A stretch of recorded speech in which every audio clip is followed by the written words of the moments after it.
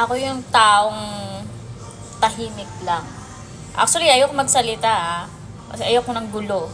Pero sinimulan mo ko, hindi mo pa ako kilala. Kung nakatira ka man sa kalye, mas nakatira ako sa kalye sa'yo.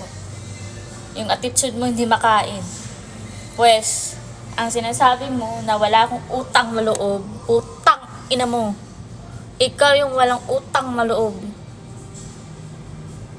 After all, ako pa yung walang nautang na loob. Saan ako nagkaroon ng utang na loob sa'yo, gaga? Saan ako nagkautang ng loob sa'yo? Pumasok ako dito sa company na to.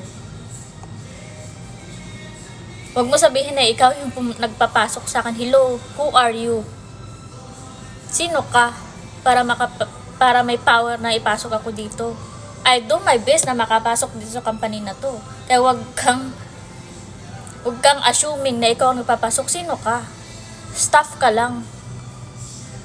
Kaya huwag kang mag-assume na ikaw ang nagpasok sa akin dito. Ikaw yung walang utang na loob. Utang na mo, malandi kang, gaga ka. Alam mo, tahimik lang ako. Pero never ako nagsalita. Pero inunahan mo ko. Sa kalandian mo, may asawa ka dito sa Kuwait. Lahat ng kalandian mo, sinabayan kita. Pinoprotektahan kita, gaga. Anong ginawa mo sa akin? Pues nagkakamali ka. Nagdala ka. Na kung 1, 2, 3, 4, 5, I don't know how many lalaki na dinala mo sa kwarto ko.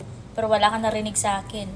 Nakakahiya ka actually. Kaya lumipat ako ng room dahil sa'yo.